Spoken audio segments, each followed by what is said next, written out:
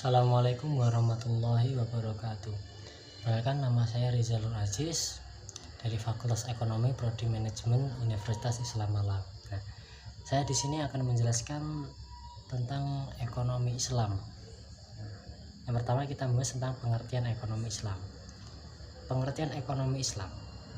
Ekonomi Islam yaitu suatu cabang ilmu pengetahuan yang berupaya untuk memandang, menganalisis, dan akhirnya menyelesaikan permasalahan-permasalahan ekonomi dengan cara Islam, yaitu berdasarkan Al-Quran, hadis, ijma, dan qiyas.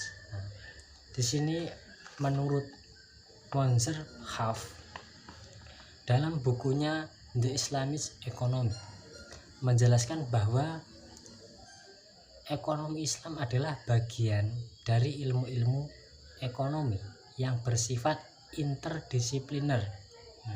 Dalam artian kajian ekonomi syariah tidak dapat berdiri sendiri. Jadi ekonomi Islam itu tidak bisa berdiri sendiri, tetapi perlu penguasaan yang baik dan mendalam terhadap ilmu-ilmu Islam dan ilmu-ilmu pendukung ekonomi Islam, juga terhadap ilmu-ilmu yang berfungsi sebagai tool of analysis seperti matematika, statistik, logika, dan usul fikih. Selanjutnya yaitu tujuan dari ekonomi Islam. Tujuan ekonomi Islam sendiri yaitu selaras dengan tujuan syariat Islam, yaitu maqasidul syariah, mencapai kebahagiaan dunia dan akhirat melalui tata kehidupan yang baik dan terhormat. Baik, selanjutnya kita akan membahas tentang prinsip-prinsip ekonomi Islam. Prinsip-prinsip ekonomi Islam kali ini saya akan membahas menurut Sudarsono. Menurut Sudarsono, yang pertama yaitu berbagi sumber daya dipandang sebagai pemberian atau titipan dari Allah kepada manusia.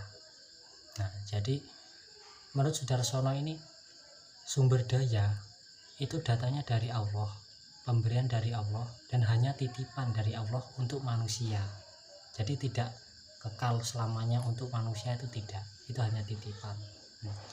Yang selanjutnya yaitu Islam mengakui pemilik pribadi dalam batas-batas tertentu.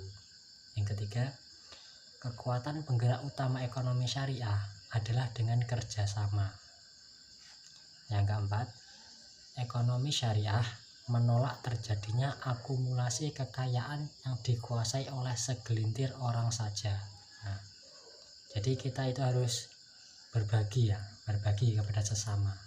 Jangan hanya mementingkan diri sendiri, mementingkan kekayaan diri sendiri. Itu tidak boleh. Seorang muslim harus takut kepada Allah dan hari penentuan di akhirat nanti. Yang selanjutnya itu Islam melarang riba dan segala bentuknya. Dari melarang riba dalam segala bentuk. Jadi layaknya sebuah bangunan, sistem ekonomi syariah itu harus memiliki fondasi yang berguna sebagai landasan dan mampu menopang segala bentuk kegiatan ekonomi guna mencapai tujuan yang mulia. Jadi sebuah ekonomi Islam itu harus memiliki landasan atau fondasi yang kuat untuk mencapai tujuan yang mulia, untuk mencapai tujuannya itu. Nah, dalam ekonomi Islam juga itu dilarang melakukan penimbunan atau ihtikar. Penimbunan dalam bahasa Arab itu kan disebut al-ihtikar. Jadi dilarang kita menimbun emas, menimbun beras. Nah, itu dilarang dalam ekonomi Islam. Selanjutnya saya akan membahas tentang studi kasus tentang ekonomi Islam. Nah, contohnya begini, saya memberikan contoh studi kasus itu. Misalnya kita menemukan sebuah barang. Nah, itu kan entah milik orang lain, kita menemukan barang. Nah, itu hukum kepemilikannya seperti apa? Nah, hukum kepemilikannya seperti apa? Lalu apa yang harus kita lakukan dengan barang itu ketika kita sudah menemukannya? Nah, apakah ekonomi Islam mampu menjadi solusi? Nah, pertanyaan seperti itu. Nah, jadi menurut saya ekonomi Islam mampu menjadi solusi. Nah, tanggapannya status kepemilikan dari barang yang ditemukan itu menurut ekonomi Islam ya. Barang itu harus kita umumkan selama 1 tahun. Kita harus membuat pengumuman, kita menemukan sebuah barang, nah kita umumkan selama 1 tahun. Nah, apabila selama 1 tahun itu tidak ada orang yang mengambil atau tidak ada orang yang yang mengambil itu tadi, maka barang itu boleh untuk kita jual, atau kita sumbangkan ke panti asuhan misalnya. Nah, di Al-Quran pun sudah menjelaskan tentang ekonomi Islam. Nah, yang saya bacakan dalilnya. Walladzina idza anfaqu lam yusrifu wa lam yaqturu wa kana baina dzalika qawaman. Yang artinya, dan orang-orang yang apabila membelanjakan harta, mereka tidak berlebih-lebihan dan tidak pula kikir, adalah pembelanja itu di tengah-tengah antara demikian. Nah, jadi dalam Al-Quran pun sudah dijelaskan tentang ekonomi Islam, tentang bagaimana kita berekonomi, tentang bagaimana kita mengatur keuangan. Itu sudah dijelaskan. Kita dilarang untuk berlebih-lebihan membelanjakan sesuatu, itu dilarang berlebih-lebihan dan dilarang kikir. Hendaknya kita di tengah-tengah antara itu, yang secukupnya. Nah, selanjutnya kita akan bahas tentang manfaat ekonomi Islam. Nah, manfaat ekonomi Islam itu manfaat yang seperti apa? Nah, manfaat ekonomi Islam itu apabila kita mengamalkan ekonomi Islam, itu akan mendatangkan manfaat yang besar bagi umat muslim dengan sendirinya.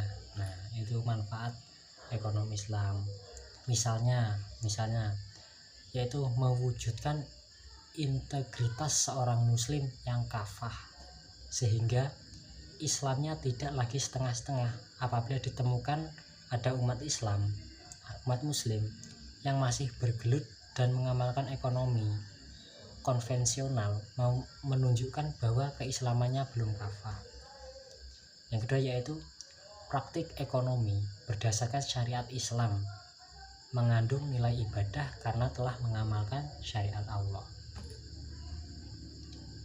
Yang selanjutnya itu mengamalkan ekonomi Islam berarti ikut mendukung gerak amar ma'ruf nahi munkar, sebab dana yang terkumpul pada lembaga keuangan syariah hanya boleh disalurkan kepada usaha-usaha yang proyeknya halal. Jadi tidak boleh disalurkan untuk yang kegiatan yang haram, untuk